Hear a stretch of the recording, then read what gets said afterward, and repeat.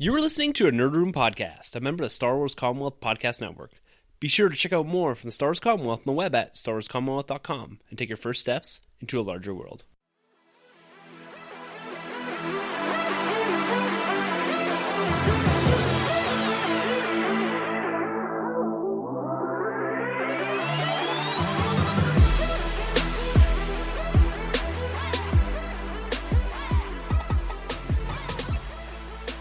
Hey everyone, and welcome to the Nerd Room, where we talk all things Star Wars, Marvel, and DC. This is episode number 106, where we're discussing Solo and Infinity War trailers.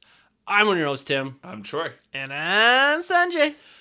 Gentlemen, we went from an absolute snail's pace of news, with the exception of maybe the Ant-Man and Wasp trailer, to this week, where we're getting an Infinity War trailer, a Solo trailer finally, some marketing material and posters. And then we also get the announcement just a few hours ago that we're getting a brand new film series from Lucasfilm in the Star Wars universe. So, we're here to discuss all of that. What a week it's been, eh? Huge. What a big surprise. Like you mentioned, we're coming off a huge, dry spell going on, and now we've just been hit with so much information, so many trailers from the Super Bowl and everything like that, and we got some cool posters from the Solo movie finally. So, man, this has been a good week so far. I guess you could say it's been a super week. Keep going with your puns. Yeah, it has been an absolute fantastic week in Nerd. I cannot believe the amount of information that we got over the last couple of days. It seems that Infinity War is really ramping up. Solo is finally starting to hit us. We're going to get toys in a couple weeks, likely. I've seen some leaked photos from them. We're getting leaked photos from the Infinity War Legends, pop vinyls. Everything seems to be dropping all around the same time in anticipation for New York Toy Fair. So we're going to see a ton of stuff from collecting. Like we said, we're going to review both of these trailers. The Infinity War was about 30 seconds. Solo was about a minute and a half. So it's still both classified as teaser trailers, but there's a ton of content in that Solo trailer. And I can't wait to discuss how good Donald Glover is going to be as Lando Calrissian. He's going to kill it. He looks awesome. Looks incredible. Great. Fantastic. Yeah. I saw a side-by-side of Billy D. Williams, giving you that smile from Empire. Yeah. And then from this trailer here, and it's just, they look so similar. They just have that swagger. It's present. Yeah. And we'll get into this a little bit, but do you find there's been little to no criticism of the look of Donald Glover as Lando Calrissian compared to how accurate Aldrich Einreich had to be as Harrison Ford, the lookalike, right? Like, no one's saying anything about Glover. Everyone's just like, yeah, perfect. Yeah. Where this guy's taking all the flack for his hair, for everything, right? For not sounding the same. So it's really interesting, the comparison that you're getting. But we'll save that. We'll put a pin in that. We'll get to it for sure. Because let's get into a little bit of comics and collecting. How has your guys' week been in Nerd, in comics, in collecting? Yeah, I'll start. Picked up some comics, as I always do every week. A little bit slow on that end. Movie-wise, I picked up a couple movies. I was able to pick up actually a steelbook just today at Best Buy. Dazed and Confused, what a great movie. Good Love stuff. that movie. You know what the best part of that movie is? I know it's from Matthew McConaughey. Yeah. But comics, slowly getting in. I read Doomsday Clock. I know me and Troy were talking about that before this, we aired. Man, what a great series that is. I mean, they tried their Before Watchmen series, and it was okay. Like, some stuff was better than others. But this Doomsday Clock, I'm really digging like what they're doing, and they need to do an animated feature or something of this once it's done, because Jeff Johns is a terrific writer. It's not quite as good as Watchmen, but nothing is, in my opinion. So this is like a pretty good sequel. It's a worthy sequel, in my opinion. Yeah, no, I'm right there with you. I'm one issue behind you. I'm done issue 1 and 2 for Doomsday Clock, and I'm loving it so far. The art's not too bad. I like how it's bridging the gap from, the original Watchmen, but we're also getting some answers now coming off of Rebirth of how it connects with Batman and whatnot. So that's really cool. And I'm pretty much all caught up now with Old Man Logan. We're in this run called the Scarlet Samurai, I believe, which is pretty cool. Who's basically taking over the Red or the Silver Samurai, which everyone's kind of familiar with from the Logan movie there, right? Or not Logan, but I guess the Wolverine. So I'm almost there with my full comic runs. I'm going to go probably next Wednesday to pick up, because I don't think this Wednesday is pretty dry, actually. Yeah, there's some Batman sometimes sells out for some reason. Like every once in a while, it'll sell out. I got that subscription though. Oh, okay. You got it good. You got got it good. Comics. Shout out. Yeah, it's been a great week for all of us, it seems, in comics, because I picked up the Guardians of the Galaxy, the new run starting at number 146. Well, new in air quotes. They kind of went back to the renumbering as they built into the 150th issue. I was a bit skeptical at first because I kind of jumped off Guardians for a little bit. I didn't like where they're going. Wasn't a huge fan of having Agent Venom in there, and the Thing was part of it for a little bit. Still there? Kitty Pryde was part of it. Not anymore. This new run, the only Guardian on top of kind of the normal crew that we're used to from the films and from the previous comic iterations, is Ant-Man, Scott Lang. And welcomed edition. Awesome. Cool. But what they're doing in this, which is really great, which hooked me from issue 146, is it feels like the original Guardians run, the Annihilation, Nova, that 2008 run by Abnett and Lanning. It feels like that. They've gone back and the Nova Corps has been reestablished. You get Richard Rider and that kind of connection between him and Peter Quill. And it just feels like a nice space opera again. Nice. I'm absolutely loving the first two issues that I've read here. I cannot wait to get my hands on the next couple, because as you build into issue 150, Adam Warlock comes back, which was a huge part of that original run as well. And this builds into Infinity Countdown, which is this next big event that's going to kind of roll alongside of Infinity War within the comic books. So I'm really excited about all this now. I'm super pumped about comics. Like, I can't wait to get to the shop tomorrow and pick up some more of these Guardians run. And as I'm kind of infilling to Dr. Aphra and trying to catch up on all Star Wars stuff, I've re-pulled out the Lando wave after seeing that trailer. I got to read that again, the 5-issue miniseries. And speaking about Lando, on the collecting side of things, I fortunately came across, finally, a Black Series Lando Calrissian. Nice. Are those hard to get? Very hard to get. Very hard to Really? get. That wave was short shipped. And the nice thing, I got it for $12. Wow. At Toys R Us.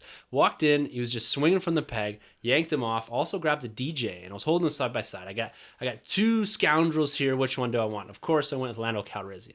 Of course. And I walk up to the counter or to the checkout, hand it to her, $12. I said, okay, something's not right here. So I paid, didn't question it. And I went around and I grabbed the DJ, and I said, if it's $12, I'm going to buy it. So I went and scanned it, $30. Oh. And so I said, no. And I went back, okay, this came with a Rogue One set, or Rogue One wave, with a Rogue One SKU. All the Rogue One Jyn Ersos were on for $12. So this got caught up in that wave with the SKU number. So I benefited from that and got an awesome figure. So Lando has been my theme in Star Wars this week, with the comic book run, revisiting it, and grabbing the action figure, and seeing Donald Glover just look awesome. Yes. Awesome. So it's been a brilliant week. That's good. Do you think we'll see Nova pop up now in the movies, maybe, now that they're placing him in the Guardians run? I don't know. I think, well, James Gunn, he's always said he doesn't want to do Nova. Yeah. Richard Rider. So that may be something that evolves out of this cosmic universe that they're kind of constructing, because it would be a reasonable standalone character to do. Yeah. Relatable. You can build his own universe. You don't need particularly anything from the MCU. Now with Fox too, not so much the MCU, but the kind of earthbound MCU characters. Yeah. But now with Fox, you have everything from the cosmic universe that you can use. So you can leverage a lot more different characters and build up another solo franchise that can cross over an Avengers-esque event film out in space. So you can do a Guardians Nova team up or something to that effect, right? So there's a lot of potential there. I agree. Like, I think that would be good if James Gunn, he just doesn't seem to want to do that, but that doesn't mean they're not going to do it, right? Exactly. Yeah, he only controls the Guardians, it seems. Did you guys see that article that's saying actually Comcast may come in and outbid Disney? I did see that. I didn't read it. I just read the headline. And it would make sense because Warner Brothers is trying to get bought by some other big company. They're all big companies. Warner Brothers is in the middle of a... Because Comcast is Universal, right? Yeah, I think Comcast so. is Universal. Yeah. You got Disney, you got Fox, then you got Warner Brothers, and Sony. Sony's just hanging on. For now. Yeah, for now. Like, Warner Brothers is in the middle of a purchase bid, and there's antitrust laws and it's going to court and stuff, and they may not even be able to purchase or go through with that because of like anti-monopoly laws and stuff like that. So it would make sense that if Comcast were to purchase Fox instead of Disney, because if Disney buys Fox, then that's like a huge monopoly in the industry. So it'll be interesting to see how this plays out. It's a little political, maybe. Who knows? Hopefully it goes through, because I really want to see the Fox characters at the MCU. So that's what I'm basing my decision on. But the thing is, though, by rights, though, Disney should still end up with the Fox rights, because if Fox doesn't own the rights to those characters, it's only like a license, like a lease on these characters. So if Comcast buys them out, Universal, then the rights would revert back. I would to think that's Disney how it anyways. works. That would have to be Right. something in their contract where they would say, otherwise maybe Universal will be like, okay, well, we'll buy, but we'll add in an extra $1 billion for the X-Men rights. So that would But be still from have to go through Disney. Disney though. So Yeah. my guess is that they have some reversion within the contract that if another company buys it, the rights revert back. Just kind of what you're alluding Exactly. to, Troy. Yeah. They cannot, or a right of first refusal type thing, right? Like they Exactly. can't give that. They don't have the right to sell that license. I don't think. Yeah. Only Disney has the right to sell that license. They have the right for the intellectual property. This is all assumption too, conjecture Yeah. a bit. Yeah. But I'm assuming they wouldn't allow someone else to buy the rights for X-Men and any character that they have, right? Yeah. That doesn't make sense. That would be Yeah. a bad deal. That'd be Yeah. really weird. Yeah. But back in that day, they're just looking for money. They're so- desperate. Oh, yeah. yeah. may have gotten left out, but I'd really question that if it did get left out. But Yeah. you're probably right, Troy. But I don't know. Hopefully not. I hope we get that whole big MCU. I'm really looking collabo, forward right? to it. Oh, my goodness, yes. Definitely. And speaking about movies, theaters, all that, I had a really weird week in cinema. All right, lay it on us, Tim. Well, my wife and I we got a babysitter for Friday night. Was it Friday night or Saturday night? One of the nights. Thursday night, yeah. And How do you know that, Troy? Well, we'll You'll find hear. out. So we got a babysitter, went and had a nice dinner and all that, and we decided, okay, we're gonna go see an Oscar-nominated film. We're gonna get cultured here. We're kind of debating back and forth the timing and all that, and so we're looking up. Okay, we'll see, Shape of Water, or I can't remember. There's another one we're looking to see, The Post, and we're like, okay, we're definitely gonna do this. We get scrolling, looking at times, and I'm like, I wouldn't mind seeing Jumanji. And I was like, yeah, I could do Jumanji. And she's like, what about Pitch Perfect 3? I'm like, I'm Nice. down. Nice. So, Sold. Yeah. so my wife and I kind of sneak off. Don't really, tell anyone that we're going to go see Pitch Perfect 3. Because we're supposed to be getting cultured tonight, right? And we get there. And I knew Troy and Courtney, his wife, Courtney, were going out to see a film as well, an Oscar-nominated film. Yes, sir. And we thought they were going to a different theater. And I walk out after sitting down to go to the washroom, and I run right into Troy and his wife. Nice. And so that's kind of funny. And we have this exchange. Oh, what are you guys seeing? And they're like, oh, Shape of Water. And we're like, Pitch Perfect 3. See you later. So How was it? How was it? It was fine. Like I'm a bit of a sucker for those movies sometimes. Yeah. They're kind of the turn your brain off at the door type Yeah. of films. It's exactly what you expect it to be. It's a lot of fun. I like the characters in it are enduring, I guess. This is the third one, right? Yeah. Yeah. It's very much so like we've run out of ideas. We don't know what to do, but we can make a few bucks off this film. That's kind of how they approach Yeah. it seems. There's enough of a draw within the characters and within the story. But the one thing they miss out on, they don't bring any of the guys back. Like some of them are quite good. Right. But the girls are awesome. Like Anna Kendra is great. Yeah. Anna Kendra. And yeah, the whole crew there. It's fine. It's fine. It's And Seinfeld's in there too, right? Yeah. Yeah, she's Yeah. great. Yeah, From, yeah. 17. Edge of 17. Edge of That's a great 17. movie, yeah. Super And good movie. True Bumblebee. Grit. Yeah. True yeah. Grit. Yeah, Oh, True Grit. she's Yeah, in she's True a little Grit. girl in Oh. True Grit. Yeah. And how was Shape of Water? I really want to see that. Yeah, my expectations are pretty high. Yeah. It's a good movie. Visually, it's awesome. Michael Shannon's such a bad man in that film.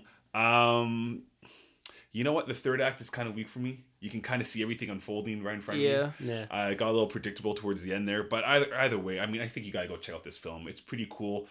I hate to say it right now, though. I've seen quite a bit of these Oscar films right now, and I'm feeling a little let down. I feel it's a little bit of a flatter season compared to the last 2-3 seasons we've had. But there's still a couple more films I got to see, so it's not out yet. Yeah. So, yeah. Well, my kind of cinema going experience didn't really end there. We took my daughter to see Sing Nice. on Saturday morning. It was $8 for all three of us. Wow. Yeah, it's a kind of a Saturday morning feature thing they do. Yeah. Oh, It's like at okay. 11 Will they o'clock. show like old movies? and Yeah, stuff? older movies. Yeah. Yeah. And she loved it. She was up dancing the aisles. It was an Nice. awesome It's a experience. great movie. I love that movie. Yeah, It's I've never seen it. hilarious. The animals, right? Yeah. Yeah. Yeah, The it's like- underground singing club. exactly. That's awesome. It's kind of like American Idol meets Babe Pig in the City. Yeah, it's something like that. Yeah. Like Madagascar, maybe. Yeah. It was really good. It was a lot of fun to take her. And then Saturday night, I kind of had off. My wife was out, and I watched Dead Man Tells No Tale by Pirates of the Caribbean. Yeah, I was building a Lego. I was building the Kylo TIE Striker, and I wanted something that I could have in the background that I hadn't seen, that I could kind of look up every once in a while. So for that, it was fine. And then I started watching Bright, the Will Smith Yes. movie, the Netflix original. And I have to say, I heard it was like the worst movie ever. Really? Yeah, but it's not. It's fine. Yeah. That's my review for this week. It's fine. No, the only thing I'll say about it, I'm only about halfway through it. It kind of dumps you in the middle of this world that they slowly explain. It's like orcs and elves and humans, but doesn't really establish a timeline. So you assume it's like present day and something like I thought, oh, they all came out of some weird dimension, but it's like 2,000 years in the future or something. Or something weird. like that. Or they kept referring to something 2,000 years in the past. Like that's when the battle happened and all this. Right.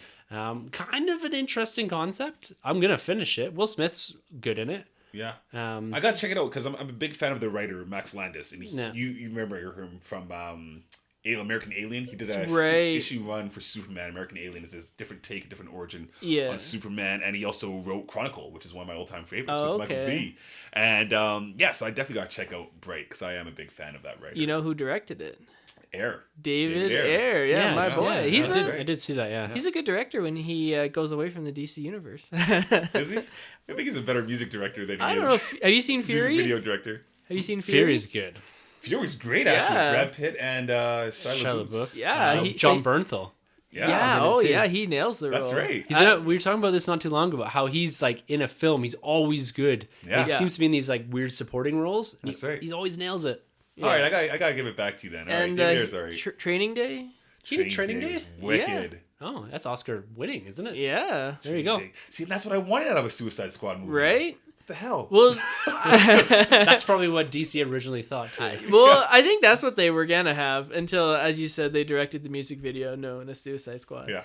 But hopefully number 2 is a little bit more grounded. Yeah, we'll see about that. Yeah. Director. Yeah.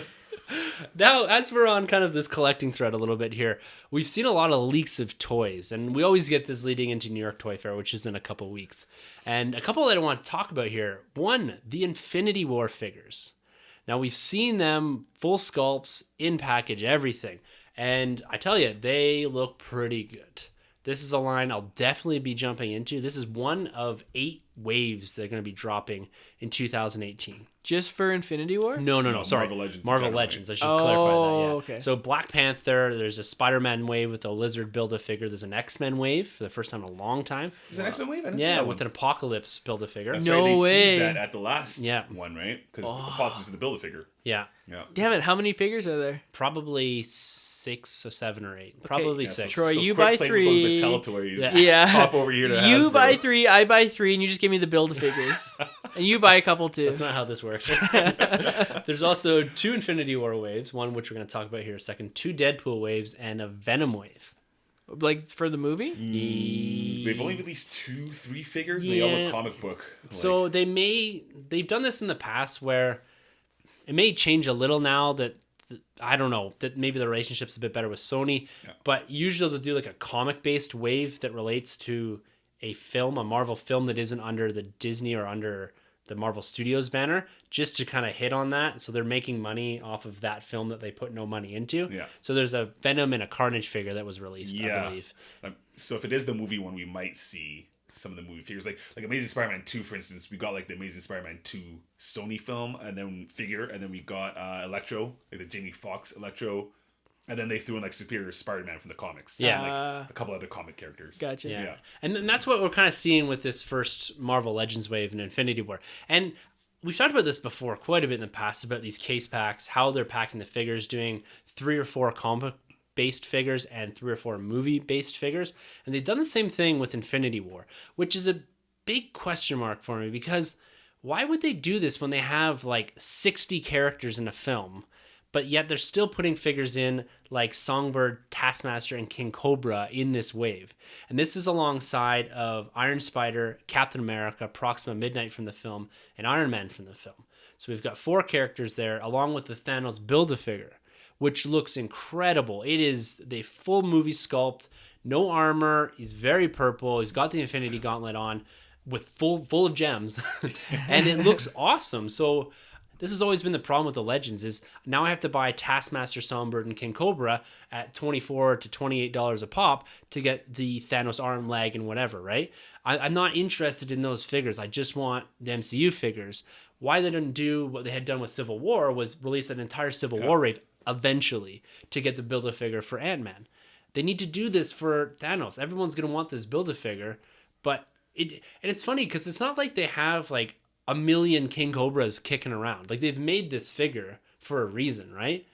it's not like they're packing these because they've got extras lying around. It's not like they're just repacking Jyn Erso's.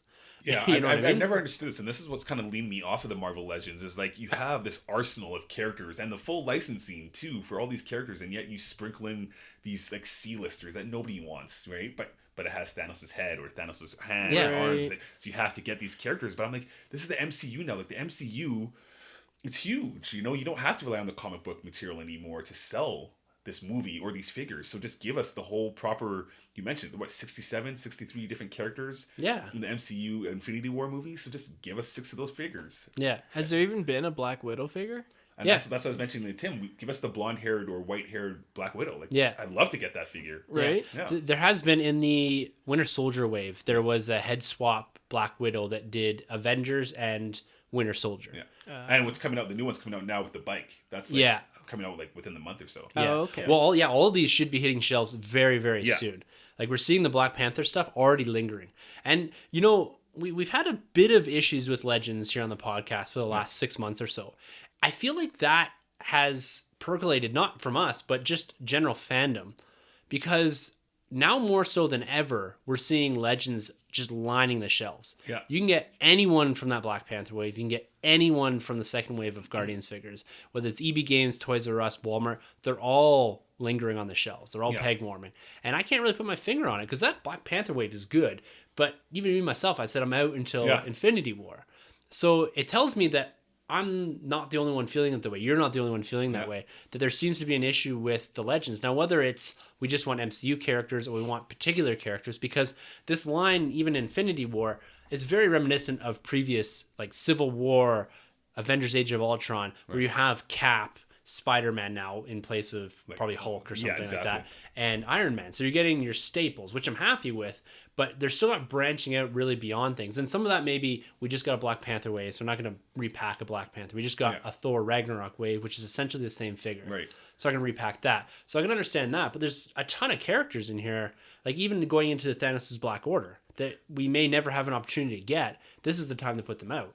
Well, see, and that's a big thing that's going on too, is I've noticed is it's kind of lazy right now what's going on with Hasbro's Marvel Legends series. I mentioned Black Widow's coming out on the motorcycle bike or the motorbike.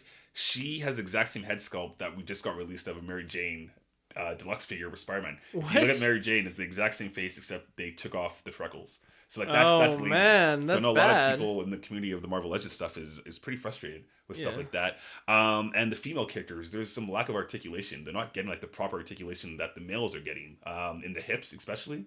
So stuff like that in this day and age isn't really acceptable. I think Right. we should be At $30 a pop too. at $30 a pop, right?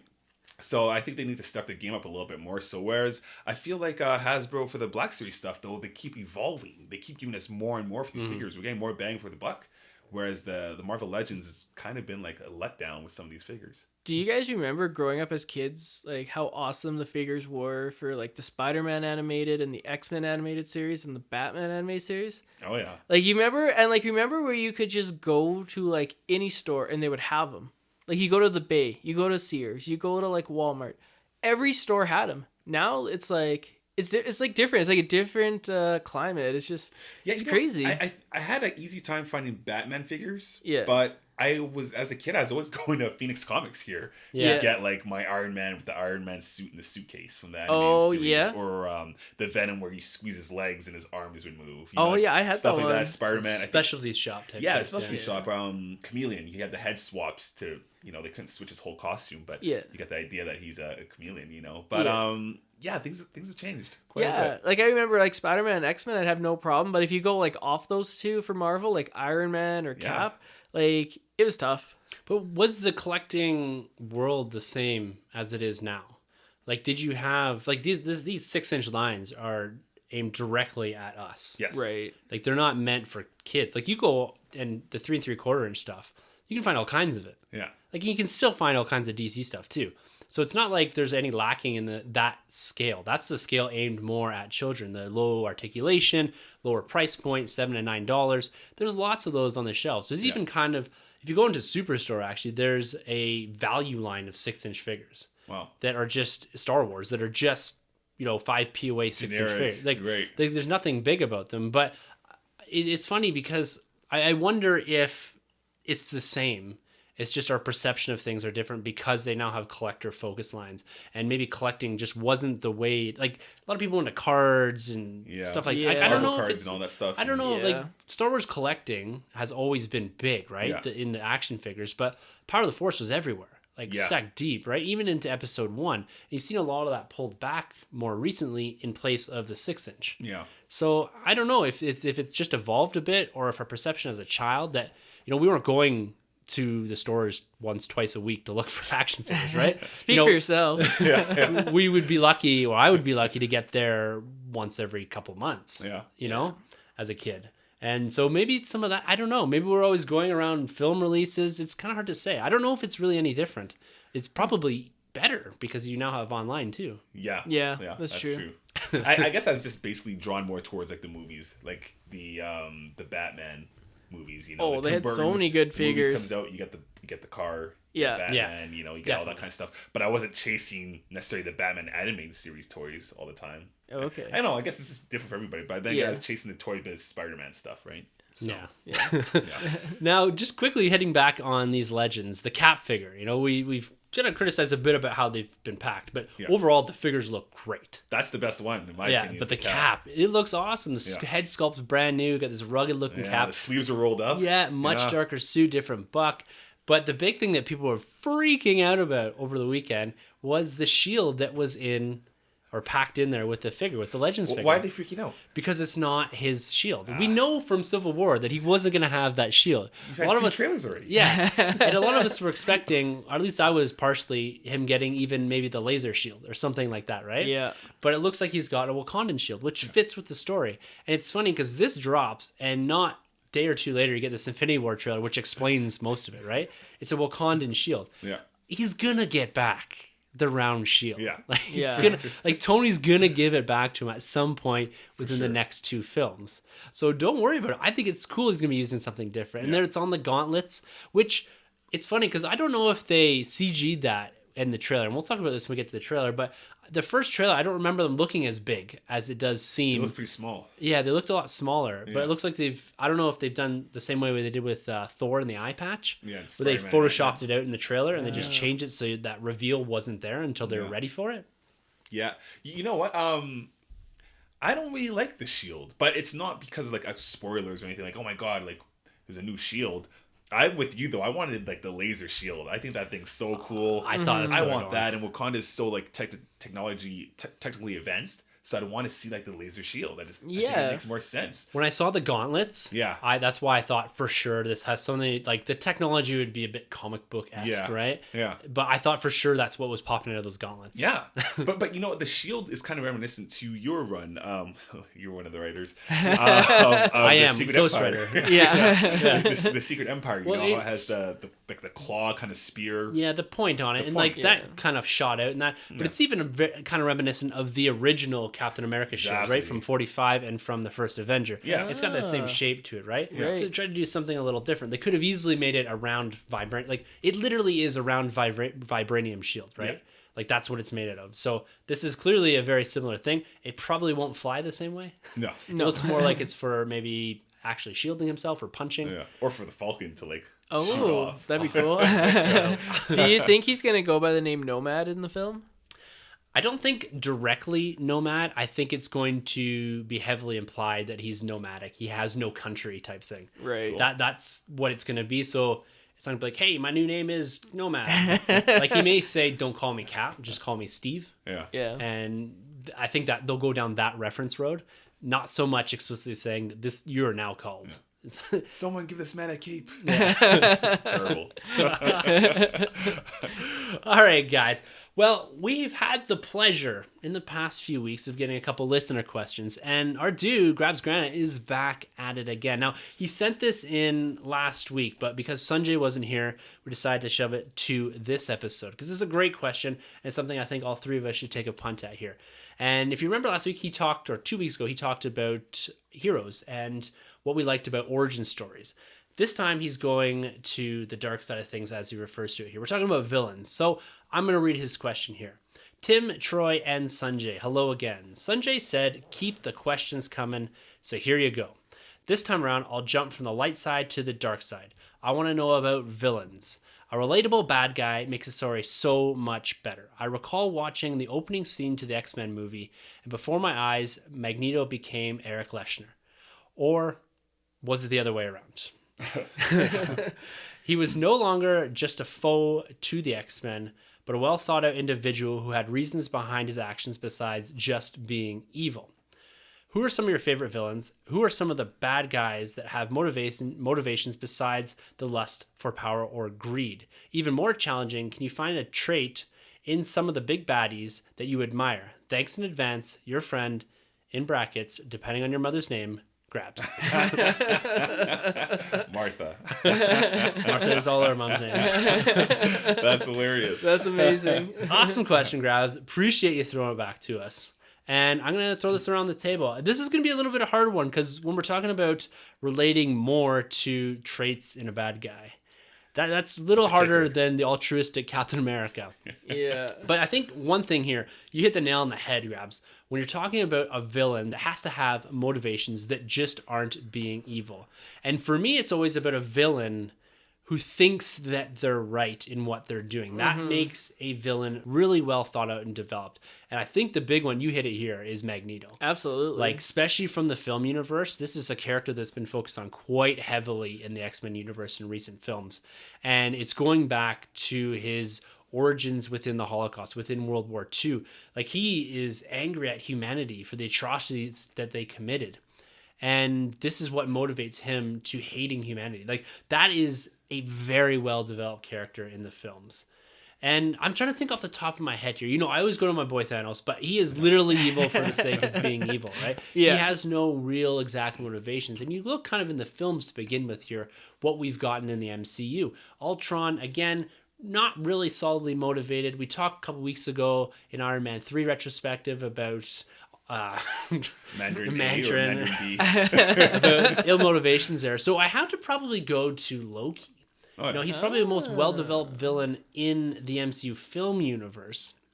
And the thing I like about Loki, yes, he does have some mustache twirling qualities about him, but at the same time, I guess he does have this lust for power too. But in his head, I think he's doing the right thing. At least that's the way it seemed in the first Thor film. And that's why I really like the character from that, is that he has this idea in his head that he's been disserviced by his family. And it's about taking that rightful place.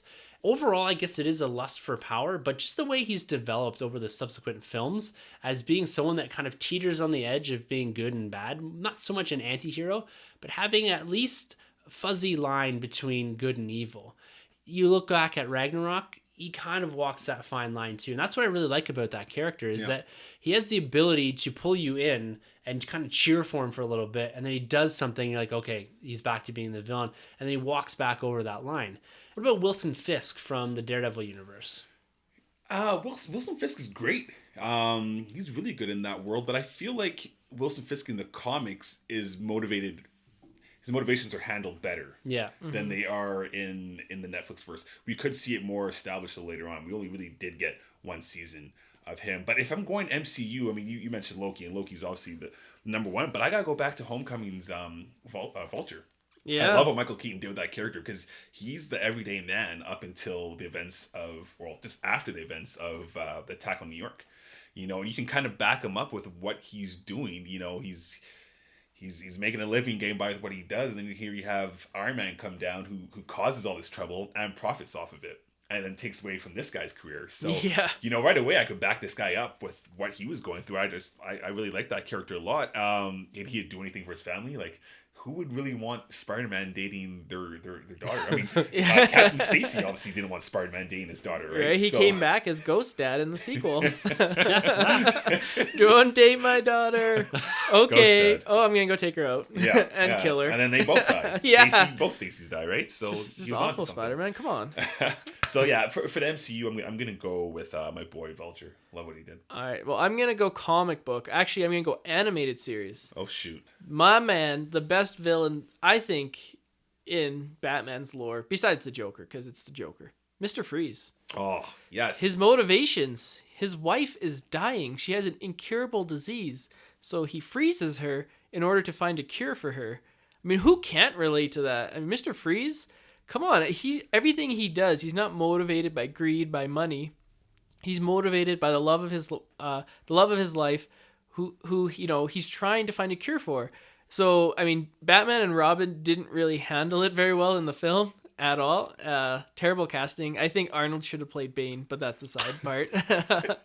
But yeah, I mean, in the animated series, they kind of changed the character and they added that origin, and it was so well done that they said, you know what, that is the origin we're going to give Mr. Freeze going forward. So that's what trait I admire from Mr. Tragic Freeze. hero. Yeah, the tragic. I mean, and as you said, he believes he's the hero in his story. I mean, he robs banks to get money in order to pay for the research. So you feel bad for the guy, and you can't really go against him. In the movie universe, I'm going to choose a controversial pick from one of my favorite movies of all time, Batman v Superman. And I'm going with Batman. Batman's the villain? I think Batman's the villain in that story. He's motivated by fear. He's afraid of Superman. As you said, he's this alien that could burn the whole place down if he wanted to. And that's why he's seen firsthand the destruction of Metropolis. He saw that his work was destroyed. A little girl almost got crushed by a building that he had to save. He's seen all the destruction that this alien can do, and he doesn't know if he's good or bad. And Superman is just trying to go out there and save the world, but Batman's trying to kill him. And Superman's like, dude, just shut up for 1 second, and we got to get this Lex guy. But Batman just won't hear it. He's driven by rage, and by the end of the film, he sees the error of his ways and he repents and he becomes the Batman that we all know and love. But he's certainly not that in that film. He kills people. He goes crazy, and he's not the tactician Batman. He is kind of like crazy berserker Batman in that film. Well, he fits that kind of that role that we're carving out about having a villain that thinks that what they're doing is right. Yeah, absolutely. And that's the only way to develop a villain, I think, that is believable within any universe. Mm-hmm. And I'm trying to think, as far as other villains within the MCU, I'm going to call this one Michael B. Jordan.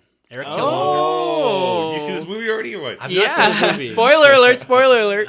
But I think he is going to be another one of those villains that thinks what he's doing is right. Yeah. And there's a quote from the most recent Black Panther, one of the spots. It was at the Super Bowl.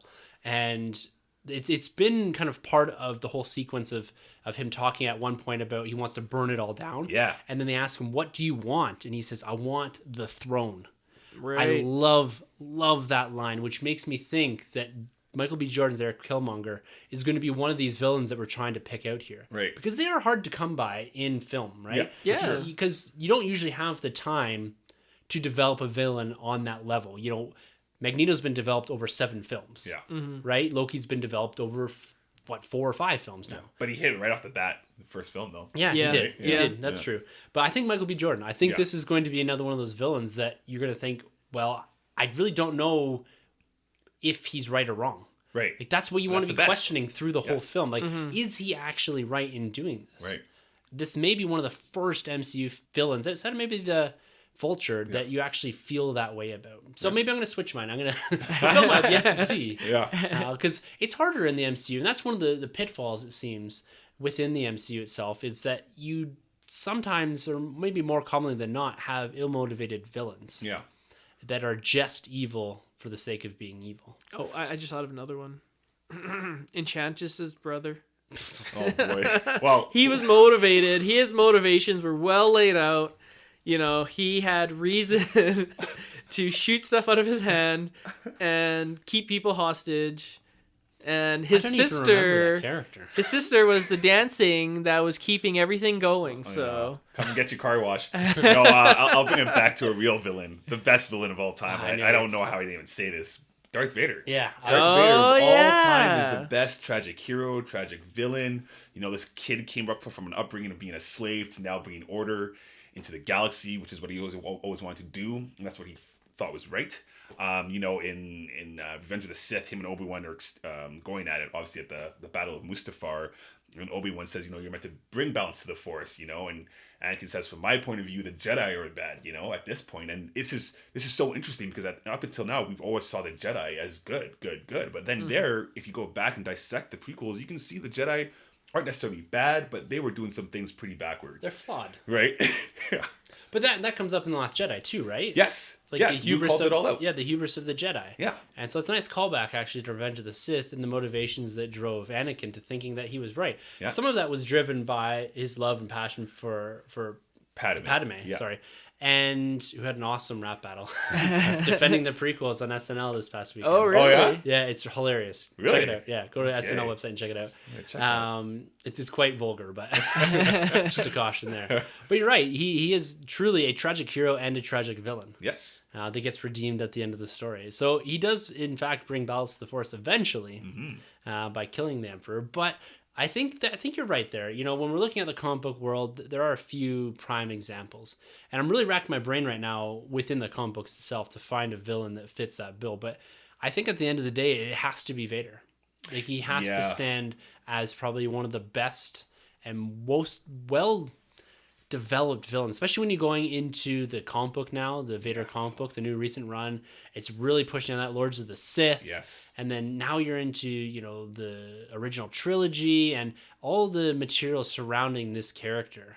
And even into that original Darth Vader run when he has the battle with Anakin in his head. Yes, in his head. Yeah, it's really Brings it back cool to Mustafar. stuff. Yeah, it's great. awesome. Yeah, so Fantastic. definitely I think, well, I'm going to agree with Troy that it's definitely Vader there. Nice. Nice. But there are some good examples. And as far as traits that I admire, it's difficult to pull that out. But I'd have to say a trait that I admire in maybe a villain is supporting your cause, maybe. It's having the right cause that's important. Yeah.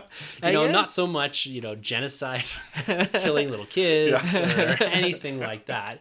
That a few of these villains that we have mentioned do walk that very fine. Well, Anakin walks right through that line. Right through it. Yeah. Right across it, and it's a freaking dot by the time he's done with it. But I think that's probably the only thing you could really pull out as far as an admirable trait is that they're willing to stand for their cause. Now, history has proven that isn't necessarily always the right thing. But What do you mean? well, we've seen it. Anyways, Grabs, thank you again for the fantastic question. It's great to bat this around the table, and it's funny because we try to read this just as it happens to try to get just real candid thoughts about these type of things. We don't really try to prepare too much for them. So like Sunjay said last week or a couple of weeks ago, keep them coming, man. We love getting these questions. Yeah, thanks so much for sending us questions. I really appreciate it. And, you know, just send us whatever pops into your head, even if it's the most like obscure question. Anyone out there, Grabs, or anyone else who's listening there, send us your questions. We'd love to hear from you guys. You know, let us know how we're doing. Let us know like which one you like the best. The Nerd Room host is definitely me. And let us know. Let us know, and we'll send you a special prize. What is that prize? Okay. I don't know. Don't go promise the stuff. I have to package and send and deliver and pay for it all. On that, you can always get us at thenerdroom@gmail.com, or you can find us on the contacts page on thenerdroom.net. Yeah, Thanks again for the questions. Always appreciated. absolutely. And you This know, is us trying to steer us. I always like overpromise and underdeliver. You know, like I said, like, oh, if Star Supposed Wars. to do the opposite. I know. I gotta learn that. Star Wars, you segued us there brilliantly, Sunjay. You know, it is a galaxy far, far away, but it is near and dear to our hearts. It is. It very much is. And it's near Well, that and dear actually to... sounds pretty good. Well, it's near and dear to a lot of people's hearts because we're going to get a whole lot of content over the next few years. You know, we're getting the end to what we're calling the Skywalker saga in, you know, the new sequel trilogy up to episode 9 here. There's been an announcement that director Rian Johnson will be writing and shepherding a new Star Wars trilogy that doesn't focus in on the Skywalker saga within the next couple of years. And it was announced just a few hours ago that the creators of Game of Thrones, David Benioff and D.B. Weiss, are going to be developing a new film series set within the Star Wars universe. So coming right from the Star Wars website, David Benioff and D.B. Weiss are going from Winterfell to a galaxy far, far away. It was announced today that the creators of the smash hit Emmy Award-winning television series Game of Thrones will write and produce a new series of Star Wars films. These new films will be separate from both the episodic Skywalker saga and the recently announced trilogy being developed by Rian Johnson, writer-director of Star Wars The Last Jedi. few interesting things coming out of this. Now let's talk about how they phrase it. A new series of Star Wars films. In the next paragraph, they make direct reference to a trilogy written and directed by Rian Johnson, or at least part of it directed by Rian Johnson. Now, those are two distinct things. So not calling it a new trilogy. So just a series of films, which could be 2, 3, 4, 5, whatever. And then these new creators coming in from Game of Thrones. I'm not really familiar with their body of work. I watched a few seasons of Game of Thrones, reasonable show. A lot of people seem to like it. What are your guys' thoughts of another set of films being announced? So you could have, at this point, 4 different series. If they continue with a Star Wars series standalone films, along with the saga, along with this Rian Johnson trilogy, and this new set of films. So you could have 4 concurrently running, different era, different age, different shepherds within this universe, all running at the same time. Yeah, I'm going to sound like a broken record here. Anytime I hear a new series, a new movie, I'm thinking, Old Republic. Give me Old Republic. And I'm going to say it again. Especially if you got Game of Thrones writers coming on. I mean, Battle of the Bastards is some of the best, probably one of the best episodes of all time ever aired on TV. It's incredible. Like, it's unreal what these guys do with their show and the scale of everything. So, yeah, I'm going to say it again. I'm going to say we're getting an Old Republic here. I mean, they said we're getting away from the Skywalker trilogy, but I thought we already made that clear that that's done. So I don't know. Well, maybe they just mean the episodic. I guess. They're looking, the episode films. Yeah, so episode 1 through 9, right? Yeah. And will they continue with those characters? Probably. There may be a hiatus of 5 to 7 years or something like that. And then they bring Rey back and they kind of tell this story, or this continued story of Rey and Finn and Poe. Broom boy. Someone like brings Rey a lightsaber and she just chucks it over her shoulder. Yeah. And the internet explodes. Again. But no, I'm excited, man. I'm always excited for any kind of news we hear from Star Wars and crew. So this is crazy. You mentioned it though. It's probably the Disney streaming exclusive original content. Yeah, before we started recording here, I chucked an idea on the table about this being a series that's going to be posted directly to their Netflix-esque streaming service. Yeah. Like, I look at this and the term series of films, they don't say coming to the big screen or the silver, anything like that. And I'm trying to think about what they could use as a platform outside of theaters. Like, are we going to get to a point where we're getting 2 films a year in the Star Wars universe? We're basically getting that now with Solo dropping so soon to The Last Jedi. Because it comes out in May, I think. Yeah, I mean, I think May, Memorial Day. Solo comes out in I May. think so. I don't know. Yeah? There's What do you think so? still some debate about that. Let's all pump the brakes a little bit here. Okay, something could still happen. Okay, for those of you not in the know, new to the podcast, we've had an ongoing bet where we discussed the release of Solo about 6 months ago, 4 months ago, something to that effect. Yeah. And Sunjay made a very bold prediction, which was not out of line. I was aligned with it, but I didn't feel the need to make a bet. So Sunjay said that the Solo film will definitely be moving from the Memorial Day, May 25th release date. Business-wise, it makes sense. It did make sense. I don't disagree with you. I've been on that for a year. But he said that if it didn't move, he would wear a full Chewbacca costume to the opening day premiere. And we are very much on pace for him to be dressing like Chewbacca. It's going to be a hot Memorial Day. I know. I hope it's like snows that day because it's going to be so hot. It's ridiculous. Yeah, like it's going to be the world's shortest Chewbacca. I'm going to look like a little Ewok running around with Take it my on. dog to the Dude, theater. so many Star Wars references from this guy. Anyways, so my thought was that if they don't want to saturate the market doing the Marvel-esque 2 to 3 films a year, because the universe in the MCU can support that, this continuity of storytelling. Mm-hmm. Being this could be set at different eras, these films don't necessarily link up with each other, telling an overarching larger narrative. Right. It could do with having a different platform to air this on. And what better thing to do than kind of like the Netflix originals, and a way to drive people into the Disney streaming service is say, hey, in 2020 or something like that, 2021, there's going to be an original Star Wars film on our streaming service. Like, who wouldn't jump into that, right? Yeah, especially when you have these writers from Game of Thrones. Yeah. These guys are known for writing huge, long story arcs, right, across the board on television, not necessarily movie format. Yeah. So I'm right there with you. That makes a lot of sense. Hey, when you say a series of film, like, it just seems to me that they're doing something a little different here. Yeah. And it's an avenue that Netflix has really leveraged, this idea of having films that are just released on Netflix. Yeah. Like, not depending on the theaters or anything like that. You get your subscription and you get a reason to go to that service. And Disney seems to be, if they're going to compete with Netflix, they're going to have to do things like this. They need original content. Yeah, they're going to have to leverage the Lucasfilm. They're going to have to leverage Marvel, Pixar, all that, and be putting these things, this exclusive content onto their streaming service to pull people away from Netflix and get into this, because that's another market that's become overly saturated. When WB picks up, and with Disney doing theirs, Netflix and Hulu, and you know what I mean? There's all kinds of these things. And if there's not something or a reason to go there, well, Disney's always going to provide a reason. But this to me is another great way to leverage that. So that's kind of my idea. And my opinion on this, more Star Wars content, I'm always going to support it. Right. Sure. And as long as it's well thought out, as long as it's got a good idea behind it, good writer crew. I'm not too familiar with these guys, but if they can put something good to paper, I think by all means, give me more content. We're going to be here talking about it forever. Yeah. And the more, the better. Like, if we can do something and start to leverage or move into different avenues, like Solo, as we're going to get into here, it looks like it's, again, going into a slightly different genre. Yeah. If we can do, again, expand that universe and tell different stories, which allows fandom to kind of relax a bit about telling a Star Wars story in a different format, I'm all for that. Yeah. Yeah. Yeah. You're in, Sunjay? You think Dave Filoni is going to return in this? Who? You're just making up names now. I'm just making. You could just say like a total random name, and I'd be like, yeah, Darth Graterus, and I'd be like, oh yeah, he's the cheese grater guy.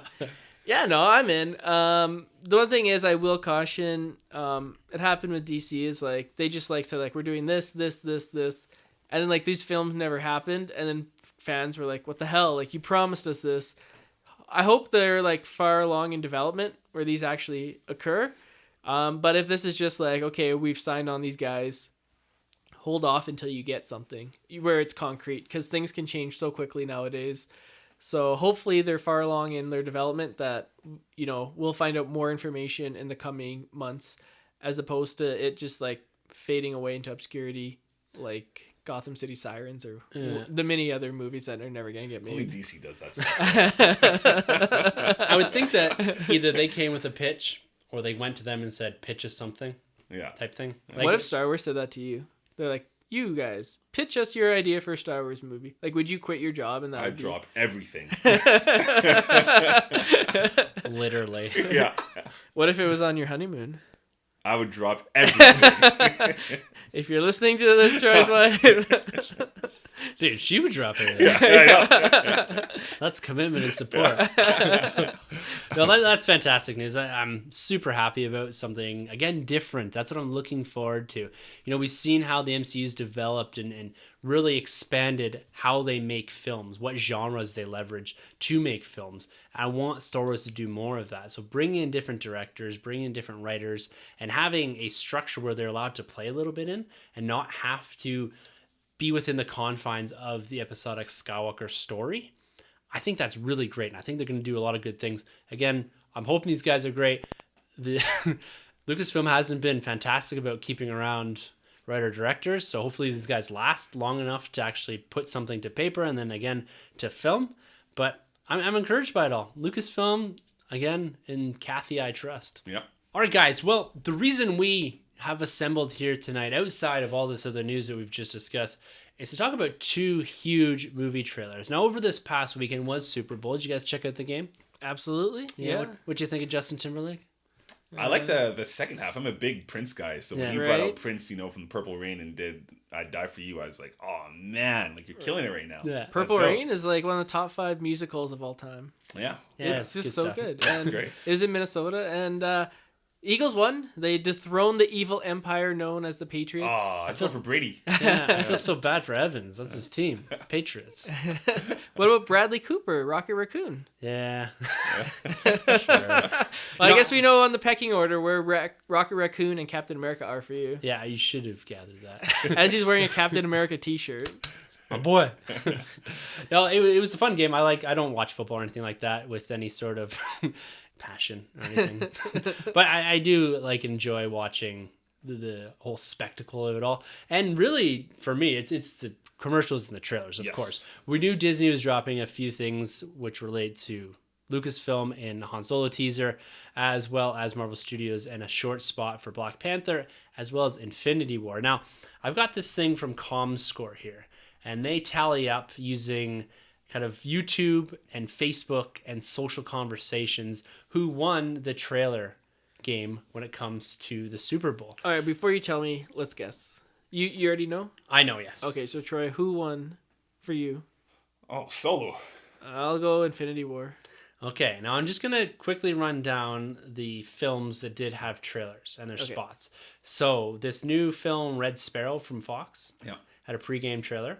In the the first quarter, you did have Jurassic World Fallen Kingdom air a new trailer. Solo aired that short spot before the original. It wasn't the full trailer. Oh, no, you can't take it back. You can't. This was so whoever wins this, the loser has to wear the Chewie suit. I was going to say, it's okay because I'm not wearing a Chewie costume. No, this was for the Chewie suit. Like this was like a double or nothing bet. So. I'd love to support you in that, but I just gonna have to say no. So Solo aired during the first quarter as well. You had Avengers Infinity War air in the third quarter, and Skyscraper and Mission Impossible Fallout. That's the new one with Tom Cruise and our boy Superman. Mustache Superman. Yes, they both aired in the second and first quarter, respectively. So, the winner of, and this is just, I don't know exactly how they tallied this up, but it was YouTube views like I said, Facebook views, and social conversations, was Infinity War. So it dominated, over doubled Solo on the social conversations. Wow. Solo did have more YouTube views with 8 million YouTube views over that time period to Infinity War's almost 6 million. Yeah. But you have to remember this was the second Infinity War trailer as well. And on Facebook, the Infinity War 30-second teaser was viewed over twice as many times with 11.7 million views compared to the just under 6 million views from Solo. See, that's incredible because how long was Solo's trailer? Minute and a half. Oh no, the Super Bowl spot was about 45 seconds. Yeah, see, so that's great on Disney because, obviously the longer the runtime of the trailer, the more you have to pay. Right. It's a 30-second trailer. They paid the least amount of money to be there, and they killed it. Yeah. Like, Disney's just, wow. Yeah, and like that, we're going to get into it right now, actually. This Infinity War Super Bowl trailer, like I said, it's like a 30-some-odd second spot. Like 31, 32. It doesn't give you a whole lot more. It's really just an expansion on the trailer we've already seen. Yeah. But to me, man, like, I tell you, this film is going to be something absolutely incredible. We've been waiting for this for years. And just seeing, again, the extra little snippets that they provide in this trailer and the music behind it, the brief intro monologue that we get from Iron Man, just some of the context that he provides, I don't know. What are you guys' kind of first impressions of this trailer? Yeah, no, it's great, man. The score is back in full effect here. Thor looks great. Everybody looks great. It's cool to see the goatee bros, the mustache bros. Yeah. Tony Stark and Iron Man, or Tony Stark and Doctor Strange, doing like this cool kind of team up. Doctor Strange is swirling his magic, and then Iron Man comes storming through. Like, man, that's so cool. Like this sandbox, this playground that they have to use with these characters is great. But my stand-up moment is Spider-Man on the rocket ship going up, taking off his mask. He's in his original costume, like he should be. That looks so cool, and like, let the speculation begin. Like, is he going to get Venom? Is the symbiote suit up there? Ooh. Wishful thinking, probably not, but shoot, I'll dream about it. Yeah. So, all in all, man, I love this trailer, but the score for me is cool because we haven't heard this score in quite some time, I don't think. We didn't hear it in Age of Ultron, I don't think. It's a slow roll score too, right? Yeah. That they do with the Infinity. It's a combination of a lot of what they've been doing recently with Infinity War, and they've been teasing this film for years, right? Yeah. And it's just gotten to a point where the score in itself is now becoming, for me, a character, because that's always one of the weaknesses that we point out in the MCU films, is that you can't hum a single MCU score. Yeah. And I can't really do it with here, but as soon as that first piano ticks on the score, you're like, I'm in an Infinity War trailer. Yes. Yeah. And I'm in the culmination film for everything. And it's said explicitly right in this trailer, this is what it's all been building to. Yes. Tony Stark says that to, I think it's Bruce Banner at the time. And I think it's just incredible that they're like, I love when they do that with trailers, is they talk to the audience through the trailer. Yes. That's very much it. And I have nothing but good things to say. We're going to have this trailer play in the background here. I'm just going to kind of walk in a few points. And one of the best parts about this is if you look at the very first shot of this film, this is Iron Man, Spider-Man, and Doctor Strange standing shoulder to shoulder. inside what appears to be the Milano. Oh man. Now, if you go back to when they did that first day of shooting, Star-Lord? that it was Yeah. the starter when they're like, hey, this is happening. Right. This is, I think, from it because it's very reminiscent. The three of them, I believe, Star-Lord was on set with them. Yes. And, you Tom know, Holland was covered up. yeah, covered up because he has the Iron Spider suit on here. That's right. So how cool is it? You've got these three characters standing shoulder to shoulder inside what looks like the Milano. Yeah, no, it's great, and the CG looks good. This is the best I've seen Tony Stark look without the helmet on in his costume. Still, it looks really cool. I'm loving it.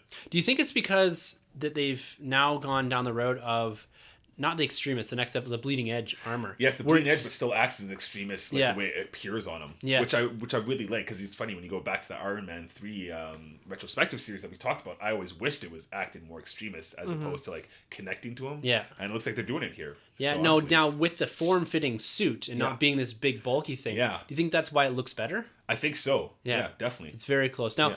it's interesting too about the extremist idea. Now, when we see Tom Holland a little later on in the trailer, he's up on what appears to be that big ring he sees from the first trailer. Yeah. And he's in the original Spider-Man suit, and Yes. you can see it's looking down the trailer. Like you can see it's really high up in the sky. Oh, yeah. So this thing's kind of booted off into space. Do you think that he's on it as it's going into space, and he pulls off his mask? He's not breathing, because you go back to the original trailer, and he's got the Iron Spider suit on when he's on top of that. Do you think it goes to him when either Stark or someone realizes that he's dying because he's up on this thing in his original Spider-Man suit? Oh.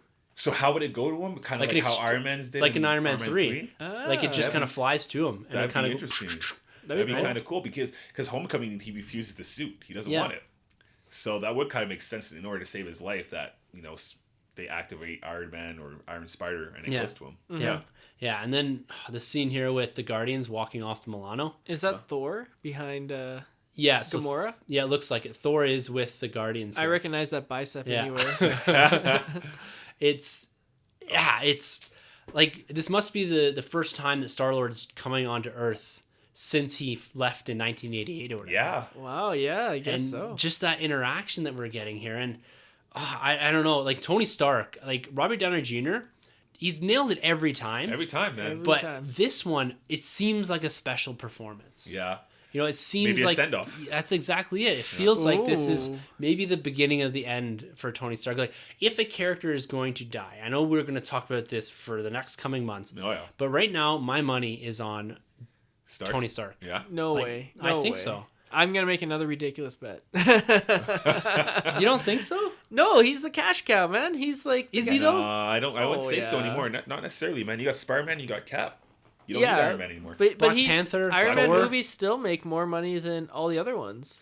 They haven't made an Iron Man movie since 2013. Yeah, but 13. each one makes like 300 at least mil. But it And- hasn't had a shot. It was the like we discussed this. It hasn't had a shot other than post Avengers. Yeah. Like And- any film there would have made that amount of money. It's cheaper to make a Maybe movie not, with the new casting than it is with Robert Downey Jr. because his contract is so expensive. That's true, but Sony learned that the hard way when they kicked out the original cast of Spider-Man and tried the new cast because it was cheaper. It just didn't hit, right? But they have a completely different cast now. Like they don't got to worry about that anymore. No. But Iron Man is like, he has elevated to be like Superman levels in the MCU. Like he is like, I think he's more popular than Captain America But and more popular than Spider-Man even at this point. no, Iron Man. Oh yeah, like Spider-Man's the number one selling merchandise. for no, choice. sorry, like the MCU just only like Tony Stark's, Robert Downey Jr.'s Iron Man or Tom Holland's Spider-Man. I think if you did a poll, I think more people would like. See, Iron Man has more films, Yeah, but when it's all said and done, I'm pretty sure Tom Holland's gonna outshine. Maybe people prefer Tony Stark's portrayal, but at the end of the day, this might sound biased because I'm a Spider-Man, but I just don't see it because it all comes back to the merchandise. If Spider-Man's merchandise outsells every other merchandise out there, it's only fitting that when you bring him into the MCU, he's gonna do the same thing. but he's not really like an Avenger. Like in the comics, is he even part of the Avengers? He is as an adult. But like Yeah. as a Before he's a reserve, he was never an Avenger when he was a kid. I mean, it makes sense to bring him in to the Avengers films. Yeah. But you know, he's not really an Avenger. So is he going to stay there? Like Avengers: Infinity War, they need him because it's this like huge universe. It's literally destroying. an entire universe. Yeah. It says it right on the Yeah. screen. Oh yeah, that's probably where I got it. But then if you think about it, like in the future, is he going to show up in Avengers, or are they going to kind of just go back to their own little corner in the sandbox? He's going to be in every Avengers film. Oh yeah, You and think he's so? a kid. You got the Harry Potter effect where you can do 7 movies of this guy and have him grow slowly. Yeah. And bank everything. Yeah, he'll definitely be in Secret Invasion when they finally do it. Yeah. Oh yeah. No. They're going to do Onslaught next. No, Secret Invasion. Onslaught. The scene with that comes right after that entire universe tag, where you have Captain America, Black Widow, and Vision walking in what looks like, my guess is probably the new Avengers facility. Oh, okay. Yeah. So he's come back either before they go to Wakanda to fight or after, and he's walking. He's got the sleeves rolled up, like, Yep. and Vision looks like he's a bit beat up. He's holding his side. Yes. And a few shots here of Thor. He's up in this thing. Now, I've heard it called a forgery, something to make a new weapon. And one of the things we've seen from the Funko Pop, spoilers here, is that, of course, he's getting the axe. Oh yeah. But it looks like it's got a Groot stem to it, or a Groot handle. Like the tree. The vines. Yeah, right? the vines. It looks kind of cool, actually. So Yarburn is getting a little bit of an upgrade. That's interesting because you have an axe in a kid's film, like, a movie for kids. The axe, you can't really swing it freely, right? You have a hammer you can hit. It's like a blunt. You have an axe, it's like Wolverine's claws in X-Men. How long did we have to wait before we got to see him actually use those claws, right? It had to be an R-rated film. You won't, if he has the axe, you won't see him swing with it. Oh, you'll see him swing because even the Wolverine films, we saw him swing. You just won't see the blood. Yeah. You'll probably like fight aliens or robots or Yeah, something, but exactly. he won't like hit like a human or like Loki with it because as you said, you won't see blood. Yeah, definitely. Well, it's these hordes, right? The cannon fodder army that you're going to get. Yeah. That he's going to be fighting, that you see in Wakanda here. Now, what do you think of Cap's shield? Now, we talked about this briefly. We get a look at it here actually expanding. It looks like it's got the Black Panther black vibranium look to it, the black and silver. This is clearly after they get this man a shield. Yes. Yeah. Same costumes and all that.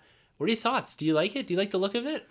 Me personally, no, I don't like the look of it because I feel like there's so many cool shields we've seen in the past in comic books and whatnot that we could have gone with. Maybe it's just the color of it too. I kind of wanted something not so patriotic, but just something that fits Captain a bit more. I want something a bit bigger. But all in all, I like the mechanics of the shield. I just don't really like the look of it. The I guess actual you could look. say. Yeah. It doesn't seem very practical. Yeah, Like, what are yeah. you shielding yourself from? That thing's so small. It's like a claw. Yeah. Yeah. I feel like it's got a shootout. I don't know. It's going to be interesting to see how it functions Yeah. in fight. Because he had 2 of them too, right? When Yeah. we saw him running I mean, around. they don't look Oh. as big Yeah. when he's running either. Like, it Yeah. looks like they shrink and expand. Right. So we kind of saw. So we saw Nebula there. What do you think she factors into this film? It's just a quick clip. It looks like there's a bit of destruction in behind her. Any thoughts on where she factors in? I think she could die early. I think they might even have her try and go after her father on her own. Yeah. And then we get Oh. to see Thanos display his full power, or not even his full power, just some power to show how powerful he is, and takes out Nebula just like that. That would be she's cool. done. I don't see her coming out of this film, to be honest. What's the point? Like, what would you need Nebula To fit for into the later on? Guardians universe again, to Yeah. give a bit You would of know, that, yeah. that perspective. Yeah. I don't know. She fit, I think, all right into Volume 2. I liked her. I actually really liked her. in And that you one. see her in some of the what's Yondu's crew called? Ravengers? The Ravengers. Ravengers, She's yeah. got the Ravengers gear on, that brown coat. Yeah. My thoughts, maybe she's on Xandar. Maybe she chases Thanos, because I think the start of the film, at least part of it, is going to be him going and getting the Power Stone from Xandar from Guardians of the Galaxy Volume 1. And this is maybe where the Milano ends up chasing Thanos' ship after they kind of come to the rescue or to the aid of Xandar as is being destroyed by Thanos as he's trying to get the Infinity Stone. Right. Maybe Nebula shows up there Yeah. and tries to battle Thanos on her own, like you're saying, yeah. going at it one-on-one. Yeah, because they're saying that the writers, right, the Russo brothers, the directors are saying that this guy is meant to be on a level like Darth Vader, like a villain that we haven't seen since Vader. And I mean, if you can display this character killing his own family like that, Yeah. then, I mean, Relentless. geez, relentlessly. Wow, Ooh, that says a lot. Yeah. Bucky, He looks great. looking awesome. What do you think of his new arm? Looks like a vibranium arm. Yeah, like Snake Plissken a little bit, eh? Without the eye patch. Oh, yeah. That'd be Okay. so sick. Yeah, I like the new vibranium armor or arm. So obviously in Wakanda they must have fixed it up Yeah. since the events of Civil War. Apparently it comes from Shuri, his sister. Oh, okay, yeah, because Okay. she's meant to be the next hot, like high tech. Yeah, like the next Actually, the Tony smartest Stark. person in the world, I think. Yeah, yeah. They actually, that's mentioned in the Infinity War prelude comic. Cool. Yeah, smartest person in the world type thing. Yeah, Cool. Yeah, so that's where we're getting Bucky's arm here too. That kind of surprised me because in the comics, Wakanda's very like protective with their technology. They're not so willing to like give it away. That's right. You know, they're very secretive. At least in the run I read, I think it's called Red Rain. written by Jeff Johns, actually. No way. Yeah, he wrote some Avengers. So like, Wow. it kind of seems strange that like they keep just giving away all this tech. They're just like, you get a shield, you get a shield, you get an arm, you get some vibranium. Well, maybe I'll explain it in Black Panther. Oh, maybe, we'll you know. see. That Black Panther film has to heavily tie, once it gets through the important pieces of developing Wakanda and the villain and the story that they're telling, the back end of that is going to tie very much so into Infinity War. think I so. hope not. I hope not. I want it to be. has to. I want it to be like, you have like 3 hours to show Infinity War, like Wonder Woman. Like the first Wonder Woman film had like what 1 minute of tying into the rest of the DC universe, and the rest was just her story. This is the first Black Panther film we're getting. We have so many films leading up to Infinity War. We have Infinity War itself. A good film can sell itself, and you know there's some bits and pieces that can be filled in like 10 minutes at the beginning of Infinity War. Let's just leave Black Panther to be its own film, the standalone film. I think it'll be standalone, but the thing is, off the heels of Civil War, right, it does end off in Wakanda. So I think there's some answers that we're just going to have to get in this film just because of that setup. But I don't feel like it's going to give us like a whole crap load leading into this film. Right? When I say heavily, I mean it's there's got to be implications in Black Panther for Oh, this okay, film. yeah, I'm that not makes saying sense. that Cap and Bucky and all that has to show up here. Exactly, yeah. But like I'm talking an end credit stinger, or at least a nod towards the end of the film once it's all resolved that hey, Captain America's here. I bet you, I'm guessing that Cap shows up and Bucky potentially show up, so they don't have to introduce them in Infinity War. Exactly. What we're trying to do is knock down some of these little stories that you don't want to tell in Infinity War, and you can do it in Black Panther. From all the reviews we're hearing, Black Panther is a Black Panther film. Standalone. Yeah. It tells very much an important Black Panther story. But at the same time, you have to lead into this because you look at even this trailer. I don't know if this Wakanda thing, this big battle is at the start or middle of the film, which is my guess, is that's why they're showing it. It's not giving away really what's going on at the end. So you're going to have this big build-up into this big fight at Wakanda, potentially seeing the fall of Wakanda. Oh. And then the battle shifting over maybe towards the States where the rest of the Infinity Stones are. Whether it's Doctor Strange or someone like that. So it seems like you're going to be jumping around a bit following the Infinity Stones. And my guess is that you also get introduced to the heart of Wakanda, the last Infinity Stone, the Soul Stone. Is it the Soul Stone we're missing? No, because that's on. Isn't the Soul That's Stone in, on Vision? Yeah, you're right. What are we missing? I can't remember. The time? No, we have the time, right? You're missing the Vic Stone. The Fixed Stone. Cyborg? No. No. Why can't I remember this? The Mind? No. I The Mind Stone is in Vision. Vision. It's Yeah. the Soul Stone It that is we're the Soul missing. Stone, Yeah. yeah, So it's yeah. the heart of Wakanda. Yeah. That I think, because that fits the H that you're missing. The Thanos. Yeah. But so that's going to be the big battle there. Because it looks like you're going to have all of these characters. And even there's a quote from either Anthony Mackie, I think it was Anthony Mackie, saying, this battle, I think it has Spider-Man and all them in it too. We just haven't seen them. Mm-hmm. So it's going to be interesting to see how that develops. But yeah, Black Panther, it's got to nod a bit to what's going on here. So they don't have to spend as much time setting it up. Yeah. That makes sense. Okay, fine. And you've got Hulk too in this Wakanda battle. And he's also in New York with Strange and Tony Stark at what presumably is the start of the film. Oh yeah, Hobo Hulk isn't he meant Yeah. to be homeless? Oh, really? I heard. No, he just falls out of the sky. Are you- Just like a normal hobo. This I scene, can't tell if you guys are being serious or not. You're screwing with you, man. This scene here, you've already mentioned it, Troy, where you have Iron Man, the bleeding edge armor. He's got these back to the V, no longer a circle on the arc reactor. Yeah. For some reason, it's back in his chest. Yeah, Iron Man 3 Recon. Yeah. Flying right through Doctor Strange's spell. Ah, man, looks So so, cool. good. See, and then we got to look at the two shields on Cap. I'm not a fan of Black Panther without the lens on the eyes. It looks unfinished to me. I've seen it in some poster art too. It just looks weird. And you get it Yeah. on the figures too. I think the Eric Killmonger figure has the eyes coming through. And it just doesn't look that great Is to that me. War Machine? Yeah, War So Machine he's back, flying. eh? So Oh, yeah. Well, he's been back since Civil War. But now he busts his You remember he fell and he broke his spine or his that's right, legs? yeah. Then you got Falcon in the background there, Black Widow. Yeah, it's this Wakanda battle is going to be something else. Yeah. My prediction is in the middle of the film. Yeah. So good. And then we get my dude, Thanos. That's a money Claw shot marks. right there too. Yeah, that's interesting. He's got him on both sides though.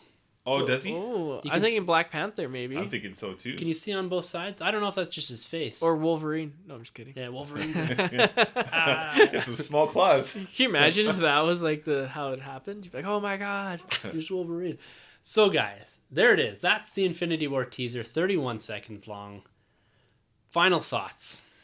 It's great. Like I mentioned before, did exactly what it needed to do, money-wise, especially too when you're showcasing something like this at the Super Bowl. The money that Marvel spent on this is the least of any other trailer played, and they got the best reaction. Yep. What more could you ask for? So And realistically, like I said at the top, it's no different than the trailer we already got. yeah, It's slightly extended scenes right. from scenes we've already seen. So it doesn't give anything else away. It's got that score that really draws you into this. It Yes. gives you an epic feel. Like we only saw one little snippet of Thanos, Yeah. like the main villain here, who was heavily featured in the first part of the trailer, including his overlying monologue. So it's fantastic what they've done here. I agree with you. They win it already. We haven't even gotten to the Solo trailer, which didn't actually air over Super Bowl. But Poor Solo. let's walk into that now. So Sunjay, you're pulling for this big time because I know, I took it first overall. yeah, you've got it in the box office, the Nerd Room box office playoff pool, Yeah. box office pool, whatever you want to call What it. is it? I think I got Black Panther, and I think Rotten Tomatoes it's seen at 100%. Oh, but it's not a Feeling rotten. kinda good right it's now. It's not a Rotten Tomatoes like aggregate score here. Did you see that there's like some group that is out there to try 5,000 to views or participants. to try to knock down the Rotten Tomatoes score for Black Panther? Yeah. It's the same like alt-right group that is trying to knock down Star Wars. Yeah, Last Jedi stuff. Last Jedi Yeah. stuff. What a bunch of Yeah. So the thing that pisses me off, I mean, there's several things that piss me off about this. I mean, where do I start? But some websites were claiming they were DC fans, and that is not true. No. They're just using that as like, I don't even know. They're just anti anything to do with diversity. Yeah, Women. It's ridiculous. I mean, there's no DC fans involved. Maybe they are, but they're not true DC fans. But I just hated how like websites were calling them like DC fans petitioning against Black Panther, and I was like, no man, this is like some crazy ass wackos that like live in like the bushwoods with like 3 teeth and they still fly the Confederate flag. Like, Yeah. this is There's no room, as far as I'm concerned, there's no room in fandom for people that do not support diversity, do not support female-led superhero films or directors or writers or anything like that. Crazy. You're right, Sanjay, to call that out. These aren't DC fans, right? You're not going to DC fan, 2 of them sitting next to me here. And very much not that. So we both got our tickets for opening night. So. Yeah, exactly. Yeah. Yeah. get it here with your alt-right opinions. Yeah. It's ridiculous, and it's too bad that it's like coming into this fandom, but the true fandom really shines through when you see there was that Black Panther challenge trying to give money so that underprivileged kids in Harlem and across the states and even across Canada can go see Black Panther for free. Yeah, that was awesome. And that was actually started by 2 fans who were DC fans. So That's great. I think even Olivia Spencer bought out a movie theater somewhere in the States. And she just bought it straight up, just Awesome. out for the night of Black Panther. So. Oh, that's awesome. Yeah, I'm gonna do that for Suicide Squad. they want to do Ron Solo. Well, let's get into it here, guys. First thing I want to talk about is, you guys saw the posters, right? The character posters that we got here? No.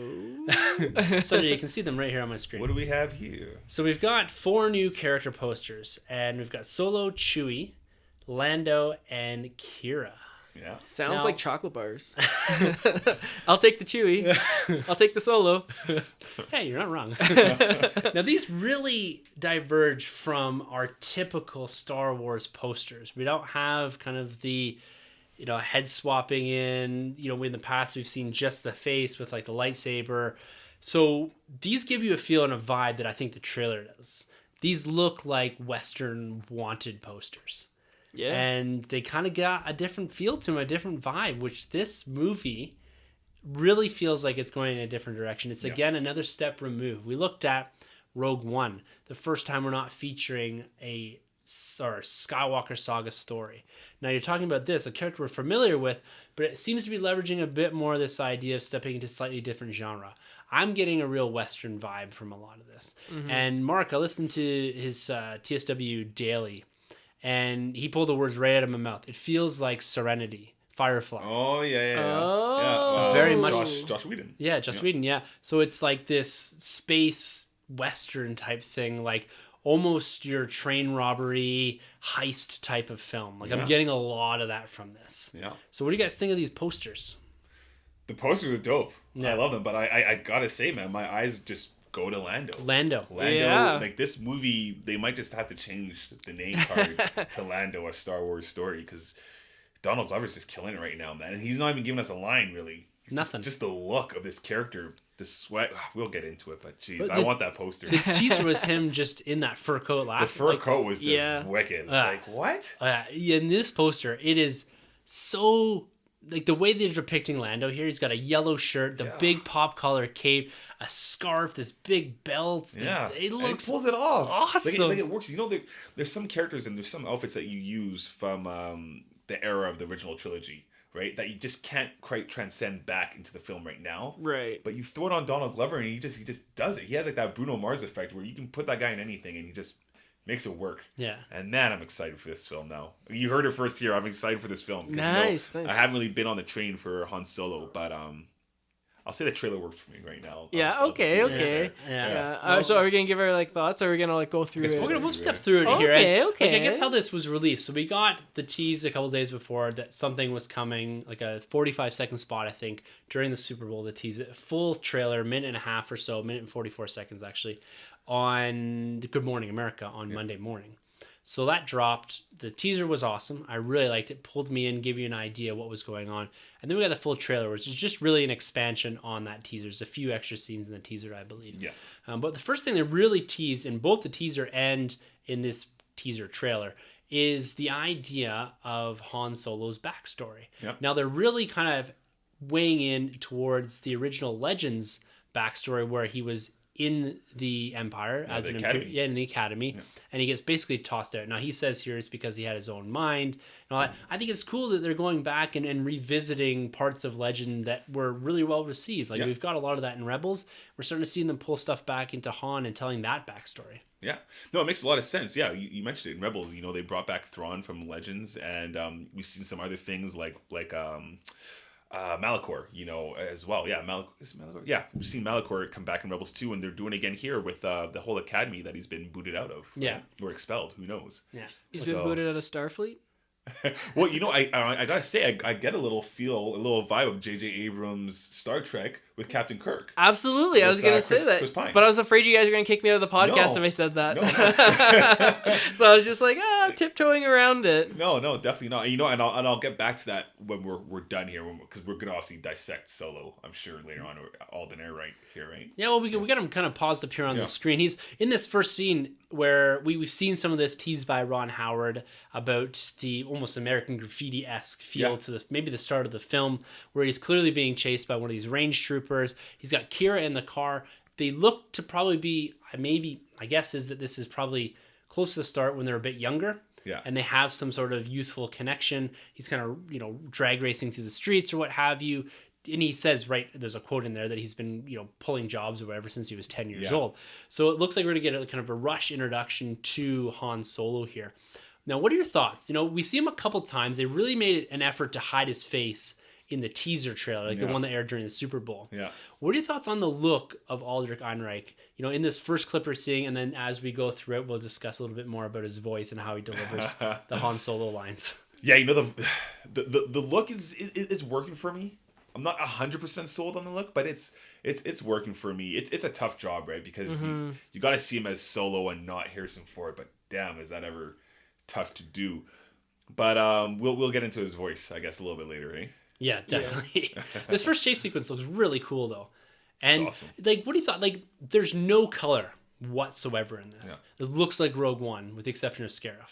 Well, that's what I love is the color palette. Like, it looks Rogue One, it looks Blade Runner 2049-ish with a Fifth Element kind of feel. Like, this world is really cool what they're doing right now. Something we haven't seen really before in a Star Wars film, but at the same time still familiar. That's the hardest part, and that's the coolest part about this trailer is they're showing us all this new stuff. They're tweaking the color palette a bit. We're getting new styles of speeders and even troopers in that. Yeah. But it still feels like it's part of a Star Wars universe. Just, again, that one step removed. Yes. So they're kind of taking these slow steps away from the stories that and the look we're familiar with, but still makes you feel like you're in that universe. Yeah. That's a very difficult thing to do with set design. And that's, I think, a testament to even the continuity of what they originally were doing under Lord and Miller. Right. Like, there seems to be a big component of focusing in on how the set design is directed to make it look and feel like you think a Star Wars universe looks and feels like. Definitely.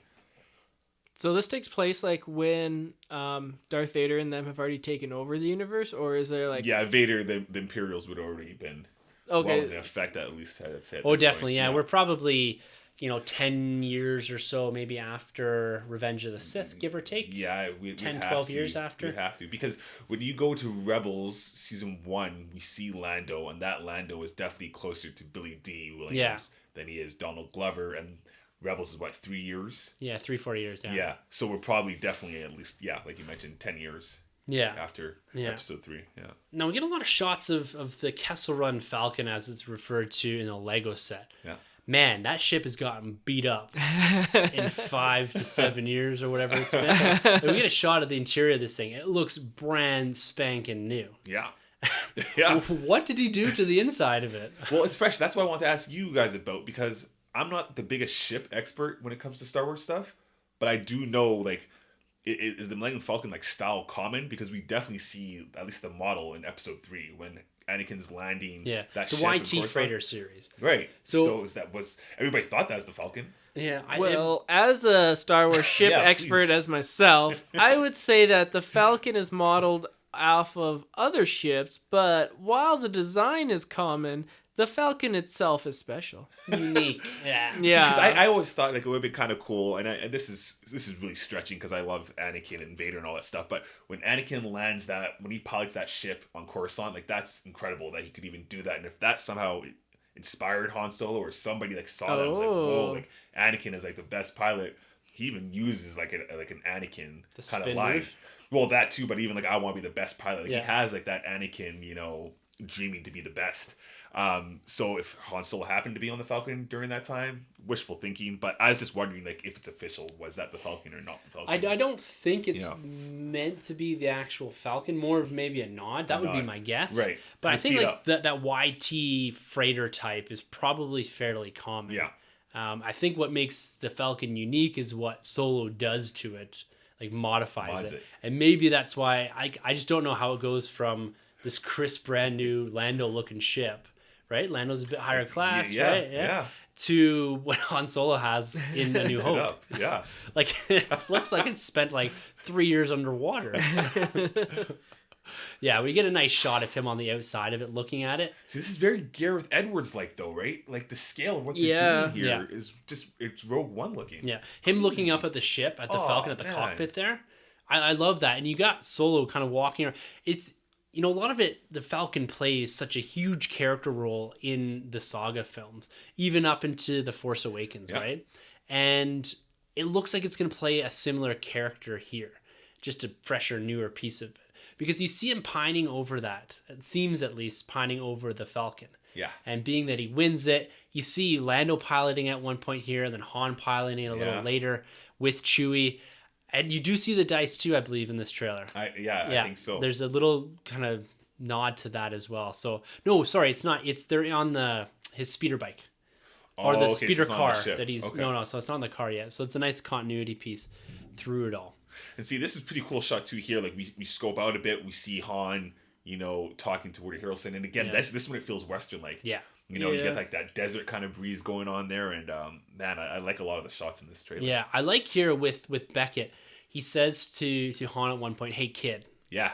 And which really pushes on the fact, just that one line, that he's known him for a long time. Mm-hmm. Being a whether it's a lifelong mentor or someone that he's known in the past, because you don't refer to a not middle age, but someone in their mid to whatever 20s. Yeah. You don't refer to him as "Hey kid." Yeah. Oh, you don't? Shit. Sunjay calls me kid all the time. Yeah, come on, kiddo, let's go kid? record today. But I think it's a reference to that he's known him for quite some time. Definitely. And he seems to be pulling together a crew here, which comes to this heist movie thing. It may be this first part of it is actually, when you look at some of the landscapes that we do see in here, it may be that there is a bit of a train heist, which is what reminded me a bit of one of the first episodes of Firefly. Oh, man, Lando, the smile. Yeah. The Check out that smile. stash. Oh, it's perfect. Like you can't ask for more to Donald Glover already. He doesn't this have to is say great. a single word. Was that Maz Katana? It's funny you say that. Like it's not, but it's a four-armed sort of monkey looking thing. Yeah. My guess is it's probably just some character that's briefly shown. Yeah. It's made to make you think that it's going to be a bigger character. Yeah. We saw something similar like that in the Rogue One 2 Yeah, exactly. There'll be a figure, but he'll have like 3 seconds of screen time. Exactly. We get a good look at Chewie, so take notes. Copy Yeah. that costume Yeah. down. You got a cosplay pretty Just soon. won't shave my back, and then What you got to concentrate on too? Are you going as a New Hope Chewie, a Revenge of the Sith Chewie, or a Solo Chewie? Because Solo Chewie here has got double cross bandoliers, doesn't have the bowcaster. He looks pretty close to our you a just New wait. Hope Chewie. It'll be like a homemade Chewie. Like I'm going to A Christmas Michael's. special Chewie. Yeah, I'm going to Michael's, and I'm gonna buy some like carpet samples. I'm just gonna staple them around me. Just staple them on. Now, there's a scene in here with Lando and this droid. Yeah. It's Alpha from Power Rangers.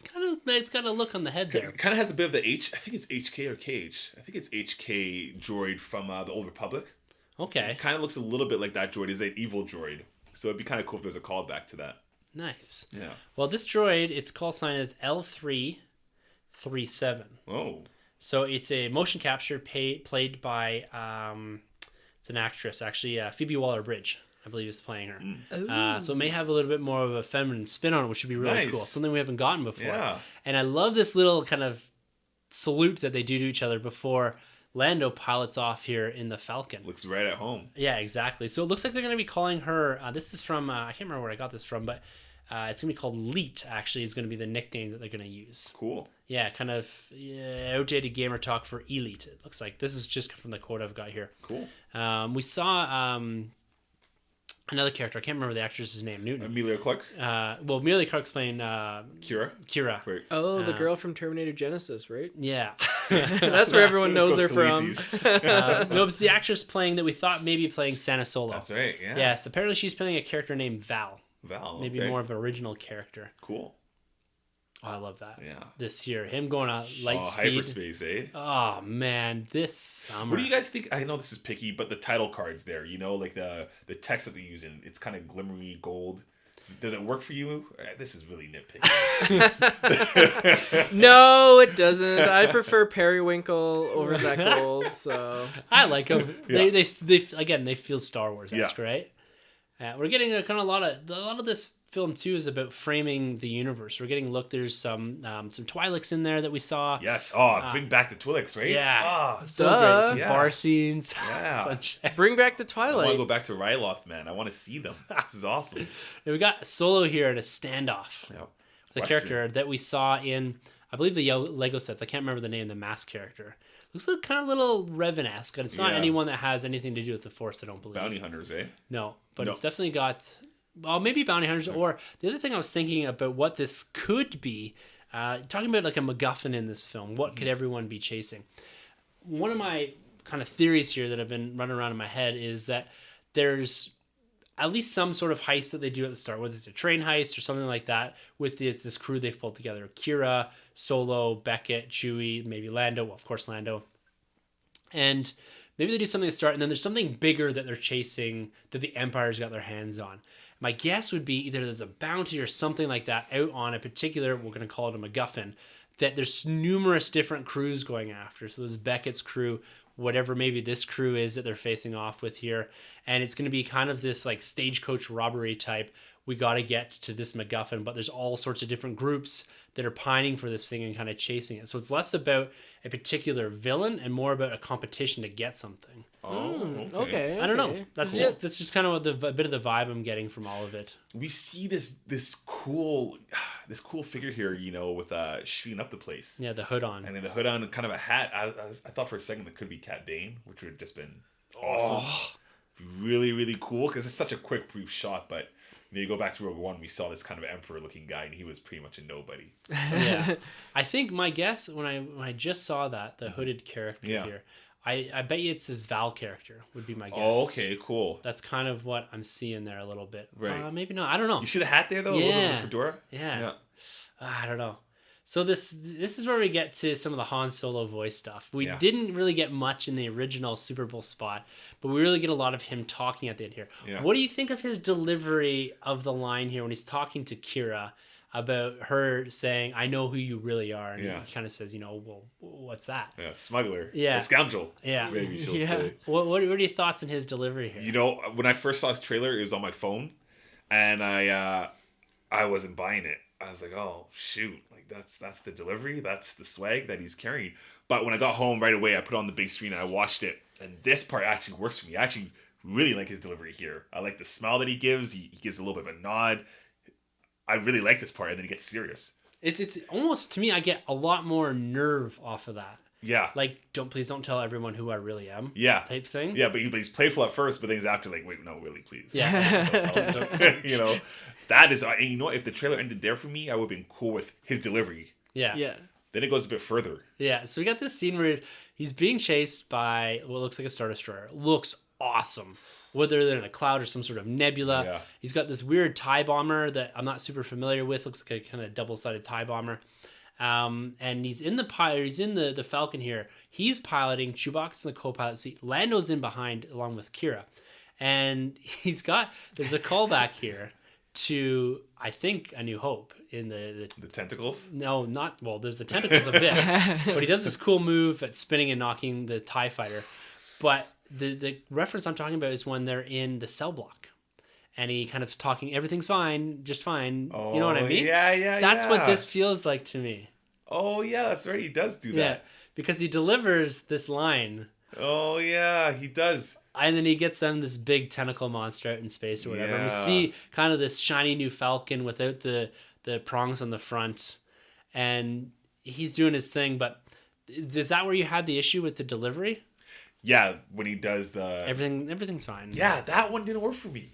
That one I was like, that... And again, it's not fair to compare him to Harrison Ford, but that one just felt pretty off. But the piloting scene is incredible. I love that move that he does where he knocks the ship. You gotta have tentacles. There's been a lot of tentacles in these movies. Recently. I don't really understand that. But yeah, so I'll say, the first bit of his dialogue worked for me. The very end dialogue didn't. But it's a trailer, right? So, Yeah. I've really warmed up to that end part of the dialogue. Yeah. Actually.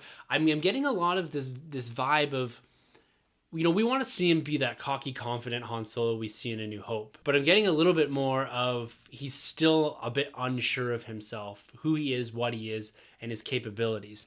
I'm seeing that in the delivery. Now, if I might be seeing or looking way too far into it, and hoping for a certain portrayal and not just a weakness of an actor. Yeah. But that's kind of what I'm getting, because I like that nod to the cell block. That's cool. Yeah, Now that and you bring the that other up. thing I like about this too is he's running away from the big Imperial cruiser, right? Yeah.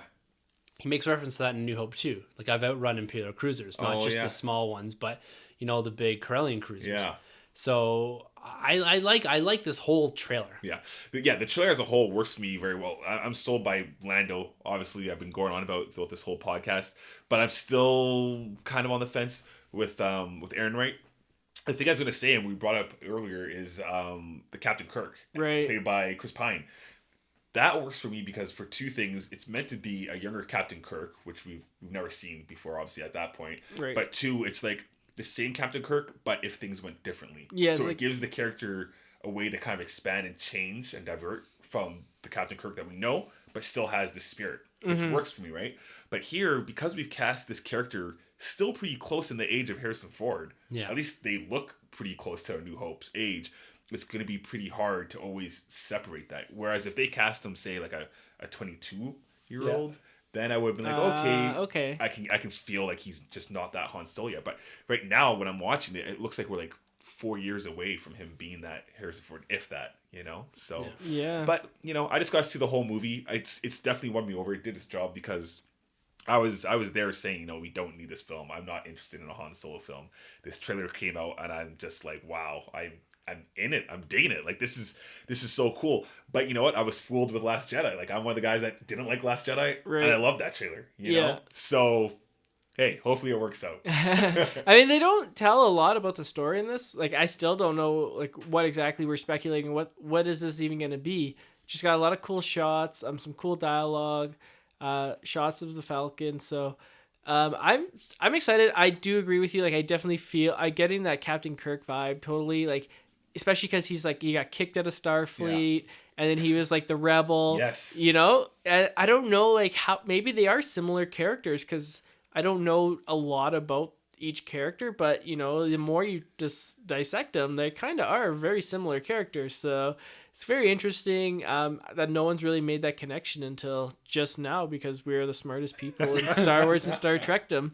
So yeah, I mean, I'm super excited. Make sure if you're listening to this, you see it several times. You really got to get this box office up. If this movie doesn't do well, the Star Wars franchise as a whole could fail. And we really want to get more Star Wars films. So, and I don't think Lucasfilm really cares. and, They're breaking just a whole pile of films. No matter what happens. Yeah, Disney as a whole. and you know what? Really help out Team Sunjay in the box office form. Black Panther, Jurassic World. You guys can see that on home video on Netflix. Don't even bother. The Solo, and check this out several times. Don't go solo. Go with a friend on this. This should be called like Solo Never Bring a Friend to the movie. It's the most confident you've ever been. Are we gonna get a crawl for this one? No, I don't think so. I'd not, say no, because Rogue One had no. Yeah, I know they didn't, which I feel like they should have. But this one, I think they're going to drop you similar to the way that they do in A New Hope. They're going to drop you right in the middle of the story. Yeah. And I think they're going to drop you right into that car race Right. that we see at the start of this trailer. Yeah. Do you think he'll? Sorry. It's just going to be Han Solo doing a Han Solo thing. Yeah. And you're just going to get maybe a bit of exposition between him and Kira and what he's been doing. Like we see some of that in this trailer already, that he kind of explains his whole background. Yeah. That, like, I don't know if they're going to go back to the orphan thing or what have you, but they're going to quickly kind of rattle through, I think, some of his backstory just by showing and then exposition and just kind of get you up to speed. We know this character. We've known him for 40 years, more or less. We kind of get how, or even the boundaries that have been put up around him. Like we kind of know or what to expect. We just got to kind of maybe take away some of that cockiness and confidence and kind of watch him build into that. Yeah. Do you think we'll see him as a kid, like a 6-year-old, just like running around and be like, he's stealing something he said as a 10-year-old or doing jobs since he was 10. Do you think we'll see that? I don't think, because he says it, I don't think we need to see it. I don't have a real desire for them to spend 5-8 minutes with a kid running around. Yeah. I think just jump into him and just say he's 22 and then it blasts like 3-4 years into the future. I hope we see or at least hear a reference of Thane, because Thane would be doing stuff around this time. Yeah, Thane Tyrell. Yeah, I'd love to see that. Here's the thing. Okay, this just occurred to me. Maybe I'm overthinking this, but this takes place in space. How could he be 10 years old? Because years is an Earth construct. It's the amount of time the Earth rotates around the sun. So, like, is he in, like, a different star system where, the planet rotating around their star is about 365 days? Because, 10 years in outer space could be, like, 100 years on Earth.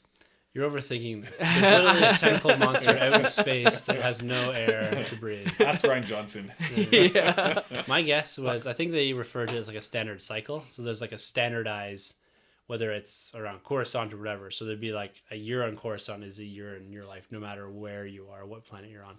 There's go to Christopher Nolan's, what do you call it? Interstellar. That will complex and mind bend you into the concepts of traveling at light speed and black holes and all this and what that does to space and time and all that.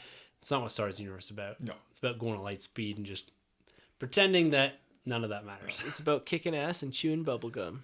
And they're all out of gum.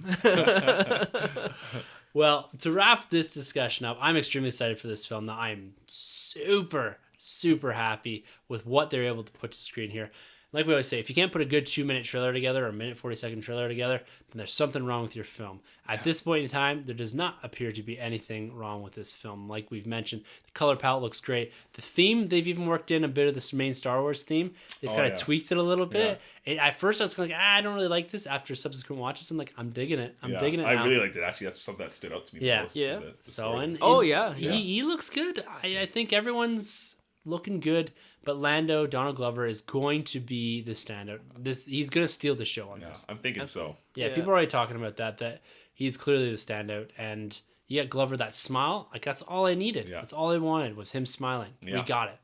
I'm rooting for Emilia Clarke here, too, because I really do want her movie career to kick off. Genesis didn't really work out for that well. And hopefully this, sets that career up. Yeah. Genesis was a fine movie, okay? It was a fine movie.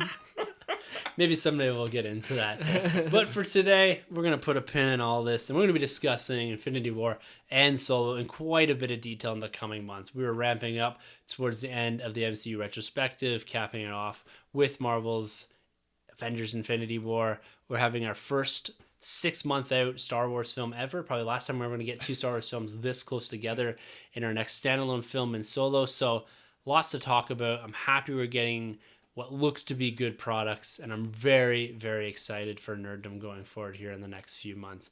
We're going to be back every single week discussing each and every bit of news that drops from this. And as always, if you want to be part of the show, like Grabs has been doing for the last couple of weeks, you can hit us up at thenerdrm@gmail.com. You can comment on our YouTube or Facebook pages, and you can always hit us up on Twitter. Handles are at the end of the episode.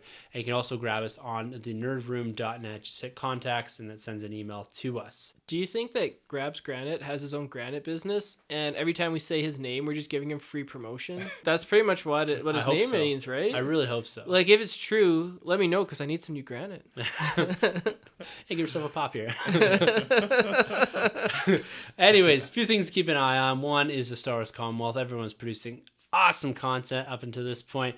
We've all been heavily anticipating this trailer, and we're going to see this over the next week or so, all of the commentary surrounding that. So make sure you tune into everyone at the Star Wars Commonwealth to hear their thoughts on this new Solo trailer, as well as keep an eye on this Commonwealth page. We've been working on a few things in the background, and there's big things going to be announced here within the next few weeks, so keep an eye on that space as well. The Wookiee swimsuit calendar. Yeah, featuring Sunjay. The May edition. All right, guys, we have gone long already. May edition, I like that. So until next week, for the Nerd Room, I'm Tim. I'm Troy. And I'm Chewy. You're going to be Chewy on Memorial Day. And thank you for entering the Nerd Room. This has been a Nerd Room podcast production. You can find our hosts, Tim, Troy, and Sunjay on Twitter at TheNerdRM, TroyTheBoy87, and Sunjabby. For more content from the Nerd Room, check out thenerdroom.net. And don't forget to subscribe to the Nerd Room on iTunes, Podbean, and YouTube. Be sure to head over to StarWarsCommonwealth.com to find more podcasts in the Star Wars Commonwealth Podcast Network, including Talk Star Wars, Tumbling Saber, Generation X-Wing, Rogue Squadron Podcast, Skyrims Podcast, and San Diego Sabres. Follow the Star Wars Commonwealth on Twitter at SW Commonwealth and take your first steps into a larger world.